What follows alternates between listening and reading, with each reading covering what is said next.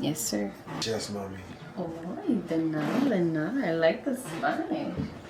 I like me the Spanish. Gusta tu. Sí, sí. A sentence. No, said yes. No, that's not a proper sentence. What's wrong with that? You're saying, I guess if you translate it, you're saying I like you, but it just doesn't sound right. What does it sound like? You're saying me gusta tú. It's not a wrong with it? proper. Tú me gustas is how you would say it. You would say it, you would flip the words. Tu me gustas. See. Well, welcome to another episode of our little podcast. You. We're going to be discussing childhood traumas and physical appearance, and then whatever our little heart desires. So, Mama said the childhood traumas. we're getting deep today. And we got our little margarita mixtures that Tim made for us. It's Cut water and pineapple. cut juice. water, but we did put pineapple juice because I'm not a hard liquor kind of girl, and I feel like the cut waters are still a tad bit strong. Cut water, yeah, it tastes like liquor. Hard liquor. They're just not good. So get yourself a nice beverage and Fake snack ass margarita. and enjoy this podcast with us. They waiting. Shut up. So, do you think childhood traumas ever truly leave you, or does it just shape how you function as an adult? What you think? I think that they definitely don't leave you, but I do believe that they do shape who you are as an adult. I don't think you ever really move on from them. I think it's more of like you learn to forgive the situation for whatever it is, but you don't forget. I think it definitely shapes you. As an adult, right? But you still remember it. It's kind of hard to have some I don't think traumatic it's event either or. not shape you. You can heal for it, you can live with it, right? But it's never gone. When you mature, it probably affects you less, but it's never gone. It's still going to change the way you think or move or something, I think. It depends on what it is, but I think it definitely shapes you, for sure. Is it the responsibility of a parent to heal their child's trauma, or the child's responsibility as an adult to heal themselves? It's the child's responsibility to heal themselves, as sad as it may be. Hell, bro, it's your life. I also think it's the parents' responsibility not to traumatize their kids. No, it's not just the parents But who that's a traumatize their different kids. opportunity. You could be traumatized by anything. You could be Yes. bullied at school. That's traumatizing. I get it, but I Depending get on how it. bad you're bullied. Some people don't make it out. But I don't know. I think it's the child's responsibility when they become an adult. The adult can only put you through certain shit that might even traumatize you more. But they might send you to therapy and they think that's helping you. But in reality, it's like, I don't want to be here. Therapy is helpful. Not If it's shoot down therapy. No, I think it's last case like resort, but I don't think your kid go through something, you send them straight to therapy. If they feel like they need it, sure, but You should definitely talk to your kid and of course be there for them. try to figure out maybe how you can connect with them. Is that what you're saying? Yeah, no, be there for them. I just don't think you can heal them. They have to heal themselves. I don't think there's anything you can really do for them except for put them in position at best, but they gotta heal themselves. They gotta understand their truth. I don't think you can't heal their trauma. That's just my opinion. That's just like, I was scared of roller coasters my whole life. Now I'm an adult and I'm not scared. But it didn't matter how much they would talk to me, show me, it's like, I was still gonna be scared. I had to search within me to not be scared of roller coasters anymore. I feel like I'm whispering, low-key. Let me speak up a little bit. Can someone with an unhealed past be a good parent, or does the cycle always repeat on its own in some way? Yeah, no, I think you can be whatever. There is a quote that says, what does the quote say? What does it say? Hard times produce strong men produce good times, and then good times produce weak men produce hard times. So just keep going in the circle. If I bust my ass, go through hell to build up losing my vocabulary a lot for no reason. If I build up this empire, right, and my kid's living comfortable now with all my spoils, then he becomes weak because he never had to struggle. And now since he's weak, he puts his family through hard times. They lose the business, right? And then his kids are now like, bro, we just lost the business. Now they back in they bag. They got to turn back up. So now that weak man created a hard time. Now that hard time's going to create a strong man again. Because now that guy got to rise up and bring him back to the top. And I think that's the cycle that continues. Of course, you can break the cycle. Or you can raise a kid to be as strong as you are. But I feel like that's a... Do you think the cycle continues in some way? In some way, I think it can continue, but if you put in the work, it won't. I don't think so. I really do think that you could definitely be the change. You don't have to repeat the cycle. Just using your own example on yourself. You give your kids everything. That doesn't mean that they're going to be spoiled brats. You got to teach them. You got to humble them.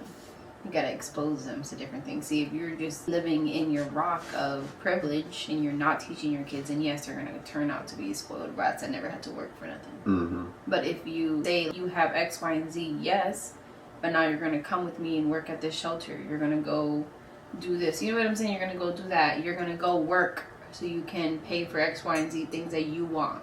You know what I'm saying? I'm not going to give you a... What do they have? When you give your kids money? Allowance. You're not going to have an allowance just because you wash the dishes. Basic things don't require you to get. Those are things you have to do. So I feel like you could break it as long as you set standards with your kids, because you came up with the struggles. You definitely don't want your kids to struggle. That doesn't mean that your kids can be ignorant that other people do struggle. Because if you don't teach your child how to be just a human being, they're going to go around clowning people over their shoes or something. No, I do think it's possible. I'm just looking at everybody as a whole. I think not everybody. I think a lot of people are broken. Some from their past. Most from their past. I feel like a lot of people are broken, but that doesn't mean that they're not doing everything they can to change it so that whenever they do have kids, or for their kids that they currently already have, they try to... It's about results, right? Did you put your brokenness on them? Yes or no? And if you did, that was a fail. You failed. Simple. So it's possible to change, but again, a lot of people aren't even introspective enough to see their problem and then understand the little things that might be getting put onto them in the littlest ways, because it's really the little stuff. So if you haven't really done that deep diving yet, it's going to end up getting manifested into your kid without you wanting it to. Father like son, like mom like daughter, right? It's going to be the same thing. You need to know the flaw. You got to be willing to look inside yourself. A lot of people don't even do that. They just entertain themselves all day. Football, TikTok, video games. Like, they just don't want to be drugs. They don't want to be in their own reality. So they constantly just distracting themselves to never even get a chance to dig deep and figure out their problems and change it before they have a kid. Or even while they have a kid, they're still putting them on it. They're trying to change, but they're just not good at it because they don't understand it. So they can, but I think it takes more work to change than it does to stay the same. So that's in every aspect. It can happen, but most people ain't. Most people are not going to do it. Let me see. We got to measure up, because I feel like you ain't been doing nothing. What? I definitely have been drinking more than you. Stop trying to hold your glass higher. Stop. Look right there. That's even. I've been drinking more than you. I guess. Anyway. Is gentle parenting realistic? Or does it set kids up for failure in the real world? I'm going to say my opinion first. Look, I'm not against it if it works. Whatever works, I don't really care. I don't got no pride in anything. I just want to win. I want the best result. I want things to work out. So if it works, I'm pretty sure there's people out there who it's worked for. Me personally, I'm not going to sit here and say I'm a gentle parent.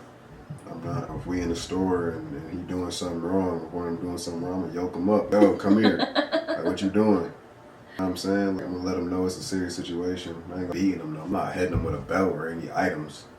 But like, I'm not gentle all the time. That's just me. I think it can work, but 9 times out of 10, people only learn the hard way.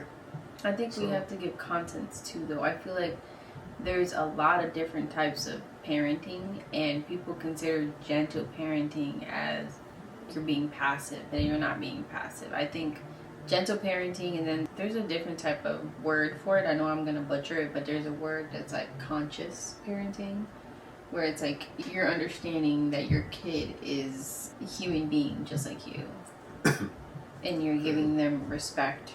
You know what I'm saying? You're giving them choices. Obviously, everything within reason, but it's like different than gentle parenting. I feel like when people hear gentle parenting, they're thinking like, oh, your kid just slapped you in the face. Oh no, we don't hit. Hands aren't for hitting.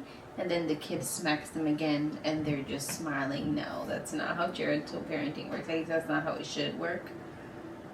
Your kid smacks you, they better have a damn consequence. You know what I'm saying? I think gentle parenting is just misconstrued, and it's made people think that to gentle parent you have gentle kids. I saw a video once that some lady said, I tried gentle parenting my kids, but it didn't work. And it was just like, her example was, she showed a video of her doing it, and she was like, guys, please sit down. Guys, sit the fuck down. And they immediately sat down. But it was just like, because she raised her voice, she used like curse words, and she started talking to them in a way where it was not it. And she was like, I can't do that with my kids. But I really feel like things lead up. You know what I'm saying? For her to sit here and say they didn't listen to the first 2 times she said sit down nicely. Well, they're screaming. They're not even paying attention. She not once tried to get their attention. It was just, guys, sit down. Then she raised her voice. Obviously, that caught their attention. Let's think of the person who created gentle parenting. More than likely, this person was somebody who was, in their own mind, abused by their parents. As I was saying, the person who invented gentle parenting more than likely went through some parenting style they felt like wasn't gentle, so they tried to overcompensate and go the other way. And be like, you know what, I'm going to try this method of being really nice to my kids, and I'm going to make it work.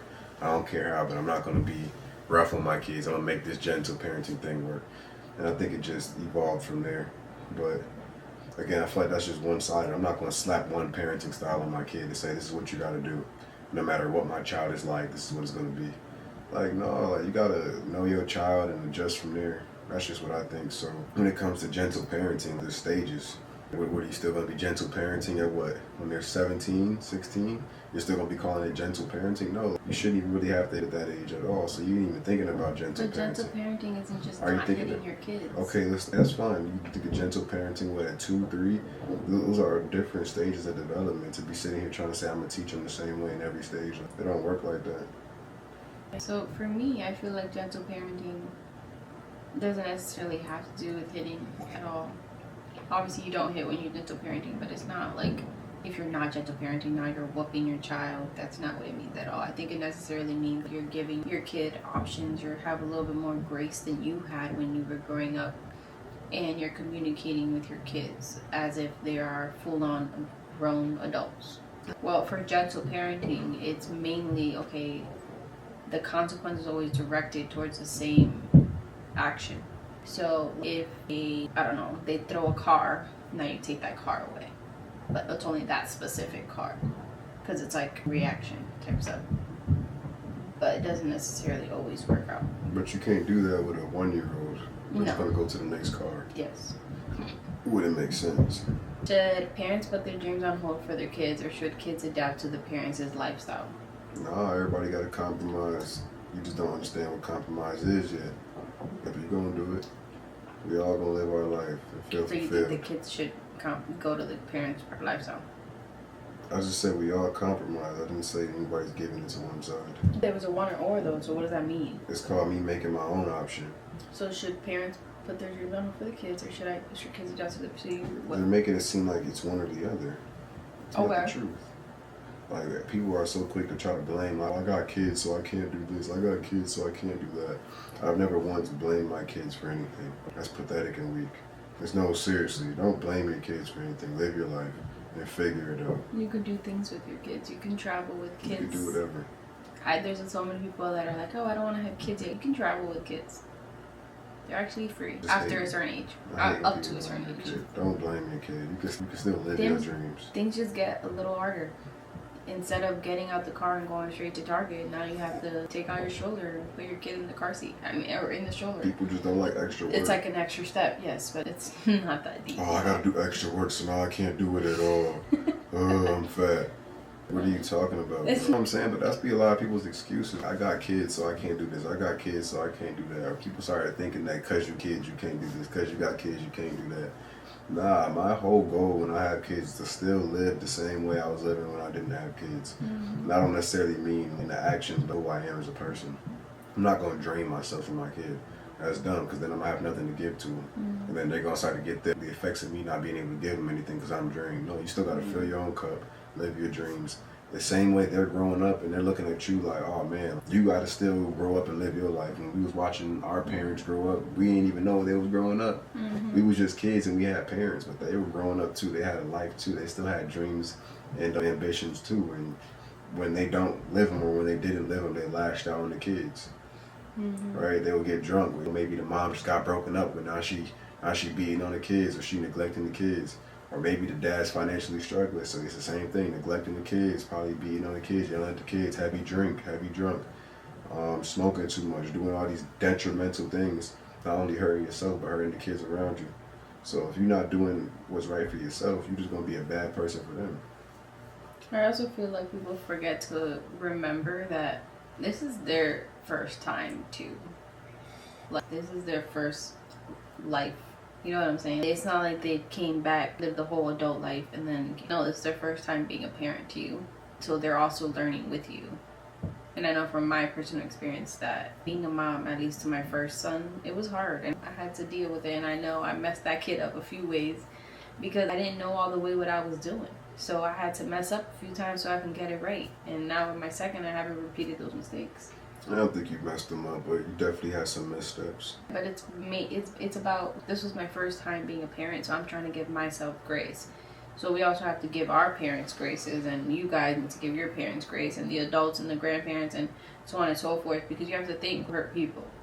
And you don't know if your grandparents hurt your parents, and then your parents are now hurting, and or maybe they don't even see anything wrong with how they were treated, so now they're using that to like raise their kids. And it's like, oh well, I didn't have this, or I did have this growing up, and it's like, that's how you do everything. And if you don't like, I'm gonna say this, if you don't like how you were raised or how you were brought up as a child, just do it differently for your kid. Don't blame the adult figure, because more likely than not, they were doing the best they can. I don't think, at least in my personal experience, I don't think there's anything about parenting that I haven't seen already in life. To be honest, I think, again, the person who you are is going to reflect onto everything you do. If you're not a patient person in real life, you're not going to be patient with the kids. Mm-hmm. If you don't respect people in regular life, you're not going to respect your kids. If you can't be on time and disciplined with yourself, you're not going to be on time and disciplined with your kids. If you're already an honorable person, if you've already put the work to fix yourself out. I had my first kid, obviously, with you at 21, is when he popped out.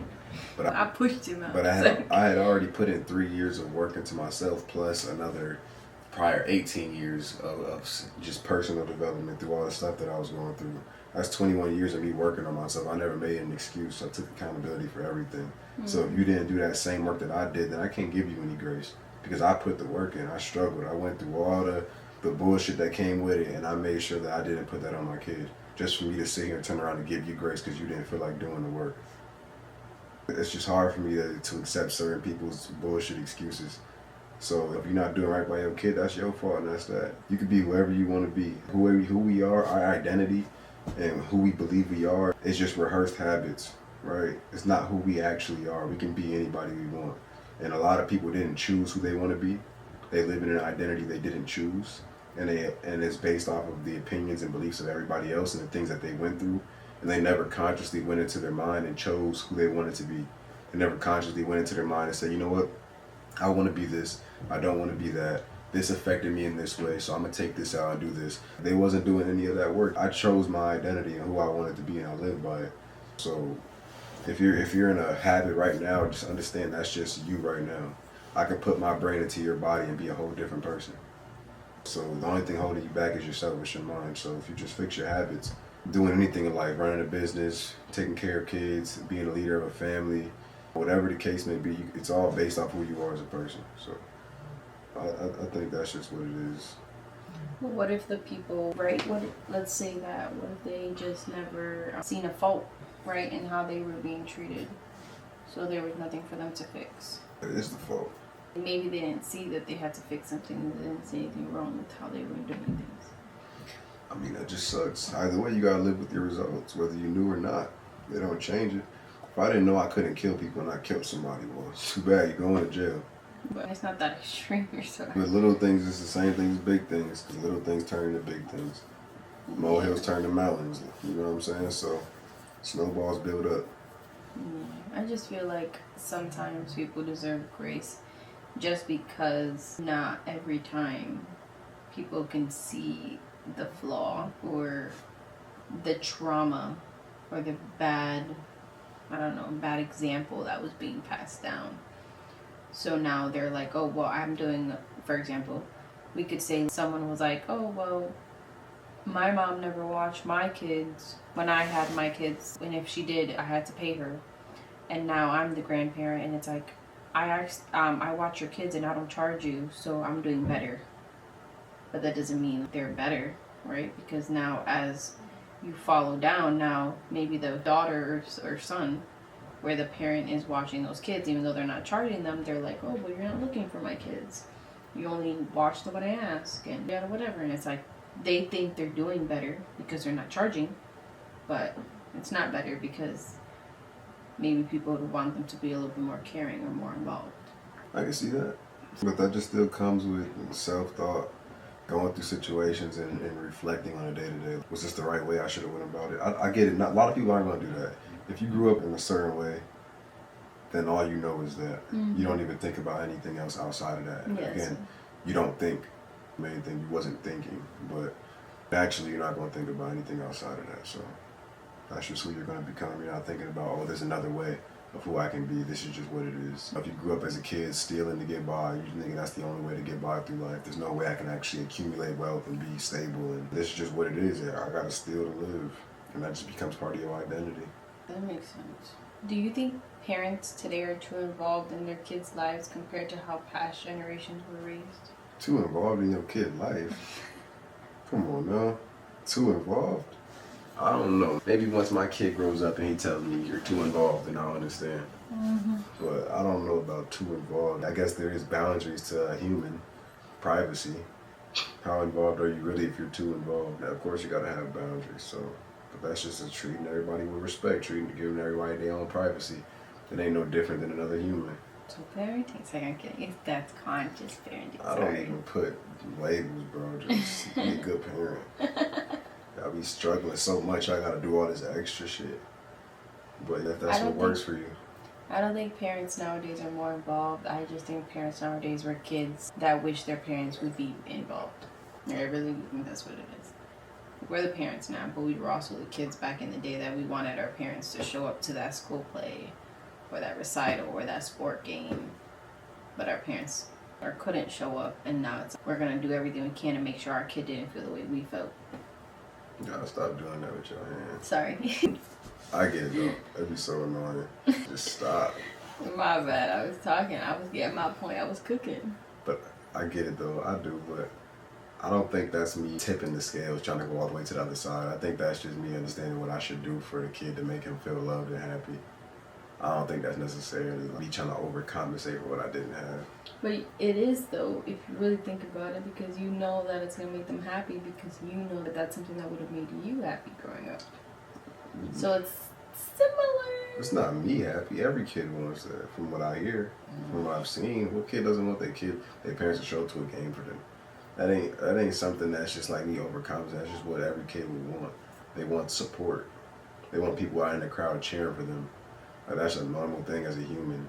Mm-hmm. So I don't even think that's overcompensating for what I didn't have. Because again, I'm not going to sit here and over-tip the scale because I didn't have it. I'm not an idiot. Because then I'm going to sit here and I'm going to raise them in the wrong way again, but just on the other side. Mm-hmm. Now I got problems I never faced before. Yes, that's dumb. Again, a lot of thinking on my side. I do a lot of thinking. I ain't perfect. I know I'm not, but I try.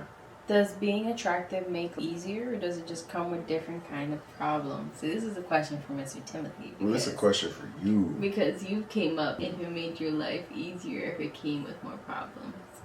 You need to answer this question because you're the attractor, bro. Well, you got life experience, baby. You've been through a lot. See, what's funny is when it comes to being pretty. I didn't know I was pretty. I knew that I felt cute, but I thought I was average. If you put a scale, you put, I don't even know, let's say put Big Mama up here. Then there was me. And then there was, I don't know, an ugly woman. But I don't know. Let's just say Kevin Hart down here. That's the thing. Kevin Hart, me, and Big Mama. Oh my God. Or not even Kevin Hart. Let's say Medea, right? Because, sorry Medea, you ain't that cute. But there's Medea, me, and Big Mama. Like, to me, that was Big Mama. Lotto. Big Mama. I'm not going to put her name wrong like it's a household name. We said we're going to put Big Mama up. Stop. So that's like, to me, that's where I thought I was. So I was like, I know I wasn't ugly, but I wasn't sitting here walking around that I'm precious. I wasn't walking around like that. So whenever I did get attention, it was weird, but also it confirmed that I wasn't ugly. So you've never looked back to think if it made your life easier? But no, I don't think it made my life easier because I remember having a crush on a few people, and they never looked in my direction, and even when they knew that I had a crush on them. What does got to do with your life being easier? So it didn't make my life easier, because if I was cute, they would have wanted me. That's not making your life easier because they want you. Making your life easier is you getting your face planted on a school wall. That did happen. I think I'm still there. Your face is planted on the wall in the school just because you're pretty. That's making your life easier. Is it easier, or are they just using my face? It's making your life easy. I mean, what is that doing for me, though? For in real? this case scenario, it might not be doing a lot, but there's other case scenarios where if you were planted on the right wall, it might have done a lot. Maybe, right? I'm just saying, it's making your life a little bit easier being pretty. People might throw you free stuff. I don't know. Never noticed. In my brain, I was average. But you tell me, though, because you have some experience. I know this for a fact. So tell the class. Does it make my life easier? It has made your life easier. I think if you're going to address pretty privilege, yes. Or does it just come with different kinds of problems? Definitely comes with different problems, like hate. But I think They don't hate. I think it's more. If you were hating on a handsome man, you're ugly. I think it's pretty privileged though. You go certain places, you walk in the room, people like seeing a nice face. They all automatically be a little happier toward you. A little happier. Yeah, they might give you some free stuff. You might get more opportunities opened up to you. Oh, you look pretty, like come be a model, right? Or if you're a woman, you look pretty, let me give you $5,000 a month. Or you have girls throw themselves at you. Just catching them. Or you have girls throw themselves at you and they're going to do whatever you tell them to do. And that works out for you too. But I think pretty privilege is definitely real, as sad as it might be. Like, it's just what it is. If you look better, people are probably going to treat you better because they want to be around you more. Mm-hmm. You get friends easier because people just want to be around you for whatever reason. Like maybe you attract all the girls, so it's like, I'm going to hang around him. So then all the girls are going to be ready. Yeah, but see, my logic is, if you're the most handsome one in the group, I wouldn't want to be next to you because then I know every girl's going to want you, not me. Some people cool with leftovers. You know what I'm saying? The top dog can't be with everybody. Not the leftovers. That is a crazy sentence. Some people cool with that. Like, I'll be the second option. You still bad. Some people living like that because like, they know in their own brain what they think their attractiveness is. So and maybe they just accepted it. But people, again, I don't think it's how I look though. I think it's really my energy.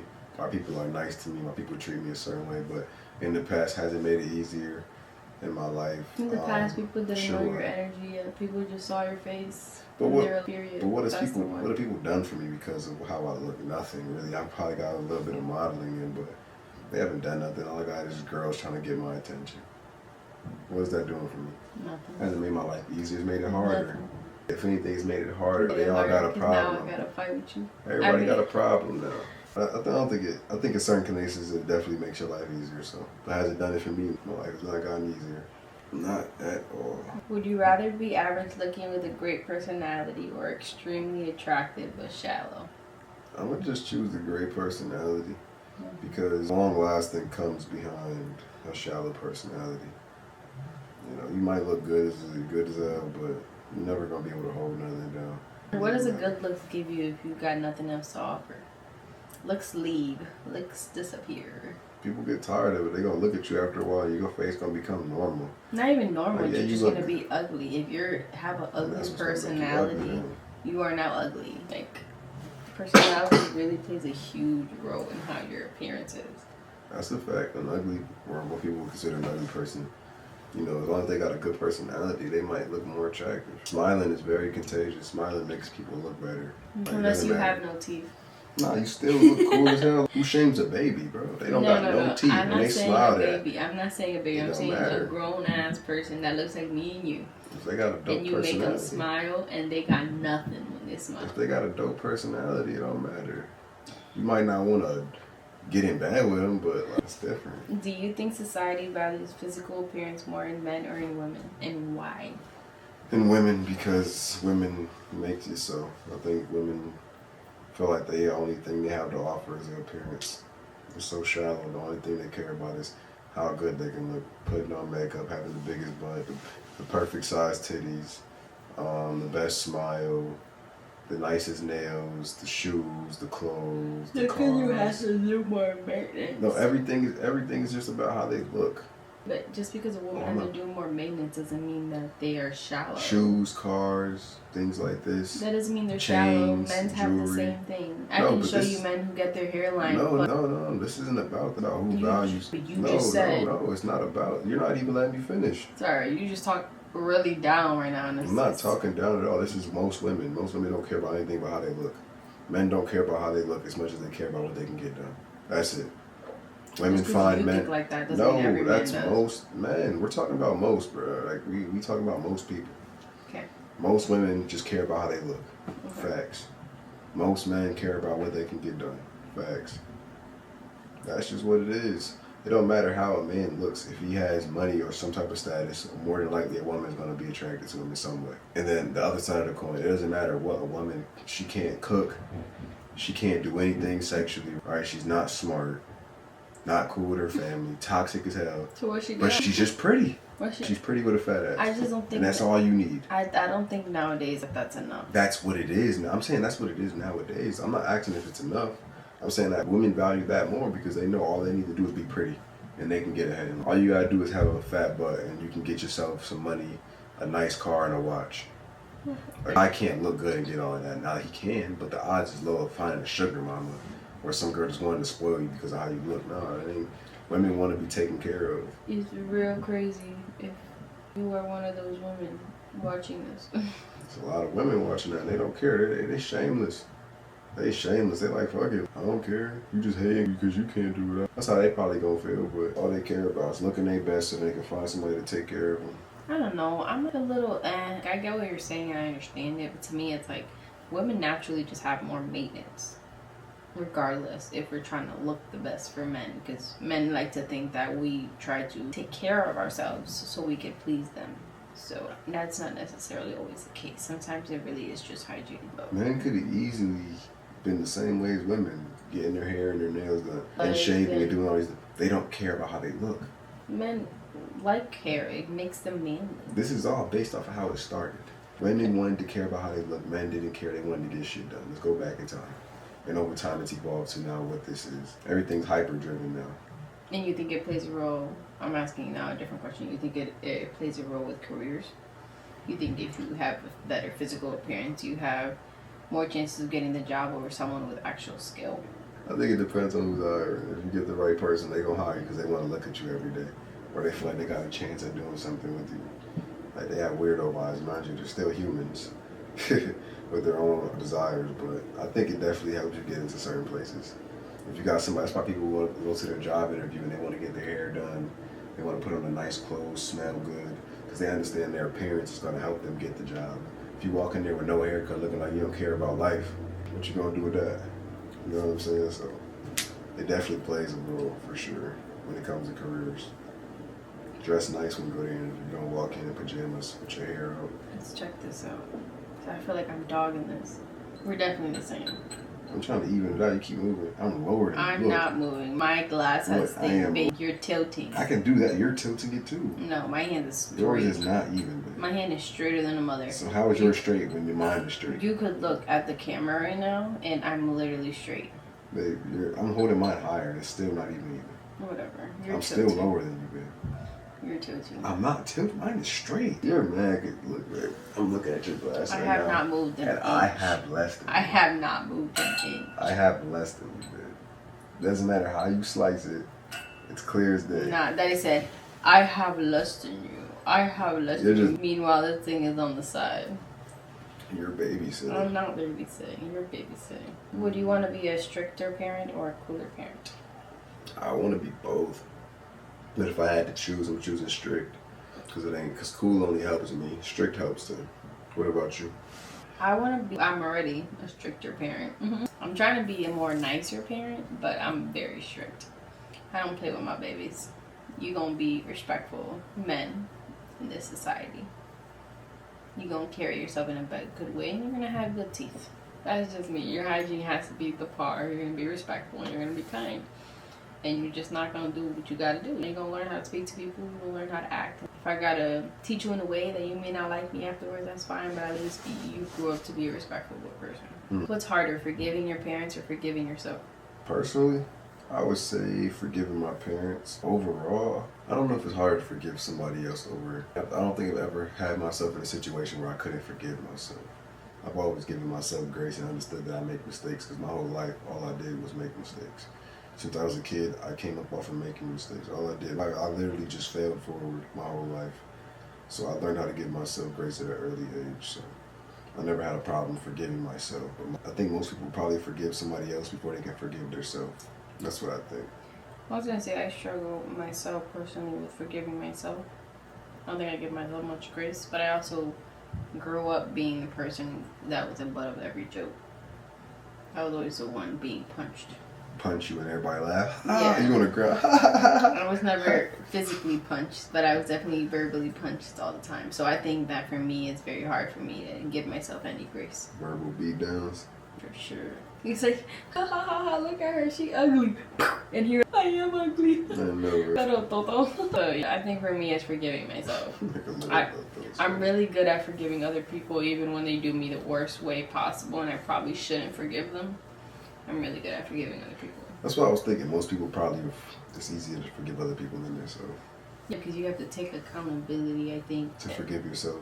Not even just to forgive yourself, but more likely than not, at least my opinion, when you have to forgive somebody else, you're doing it because it's taking peace from you.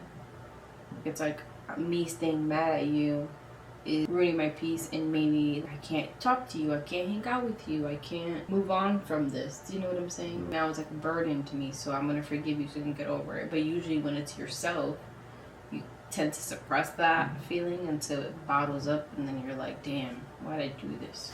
I don't know. I have no problem forgiving myself. Because you a strong, independent, handsome man. Independence, man. That's the big one. Independence, man. I did it all on my own.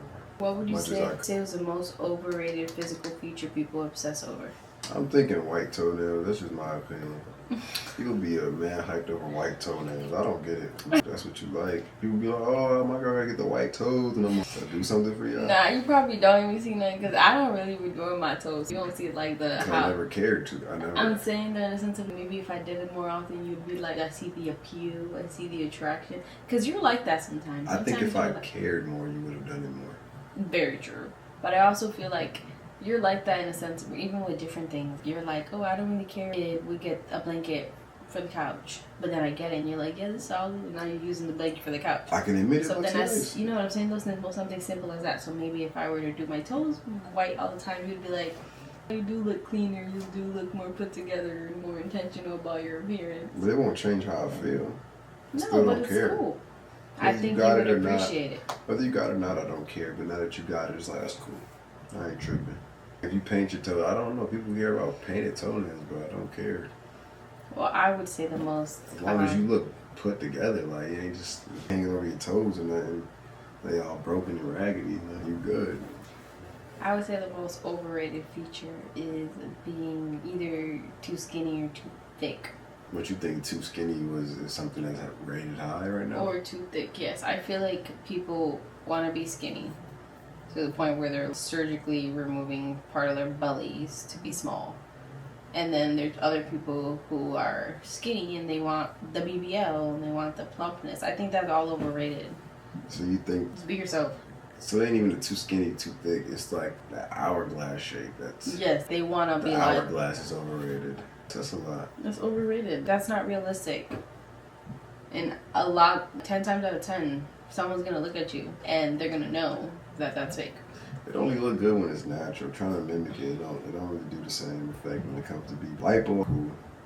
When it comes to BBLs, if you don't naturally got a big butt, I promise you don't need it. Now, there's gonna be men out there who want only a girl with a fat butt. But that's not the man for you. 9 times out of 10, it's not. If he only wants big butts and you don't have it, he not for you. 9 times out of 10, if you look put together, stop the hand thing. I'm sorry. That's so annoying. I'm sorry, I was just feeling passionate about what I was saying. After every sentence, don't gotta be like, please. I just put my glass in front. Listen to it, just be irritated. But nah, I think that's what it is. As long as you look put together in shape, most people aren't ugly.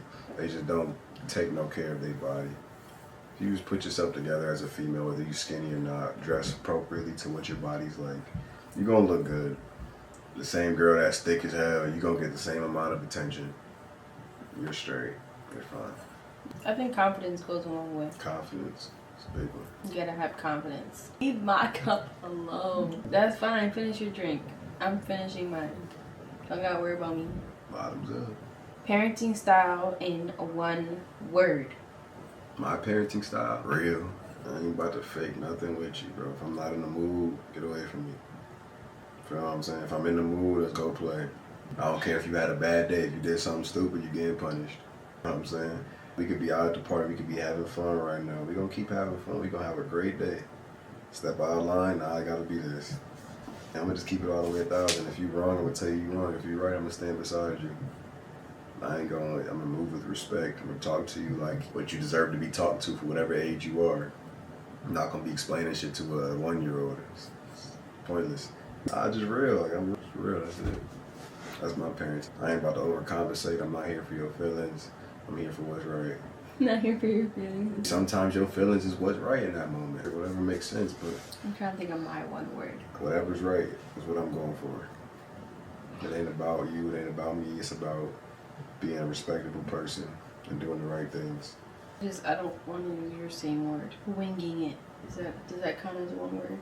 I was trying to think of a better word for winging it. I guess winging that's cool. That's my one word, winging. Because I don't know what I'm doing, but every day I'm doing something. I'm doing it. I'm doing the dang thing. Just figuring it out. I mean, I'm being a parent. Every day is different though. Just pressing. Some days I have a little bit more grace. Other days I'm a little harder, and I'm like, listen, yes and no. This is how it's going. Some days we in boot camp. The other days we in the playground. Like boot camp. It just depends, honestly. That's so hilarious. We're winging it every time. Would you rather your kids be book smart or street smart? Benefits to both. Street smart could get you into places, but then you're gonna need some type of book after. Book smart might put you ahead, but if you don't have the street smart of how to communicate and how to move in certain, I'm gonna just say street smart. You can read books. It's kind of hard to learn to be like. It's kind of hard to learn how to move once you're an adult. Learn how to move in certain situations, how to be a different person, a person that can finesse their way into situations, who can finesse their way out of situations, who know how to communicate with people, who know how to be a leader. I feel like book smart doesn't come with a lot of those things. It just comes with being smart, being in your books, ABCs, math, technicalities. You can get further just being better with people. Well, since I have a kid that is book smart, I'm gonna say book smart.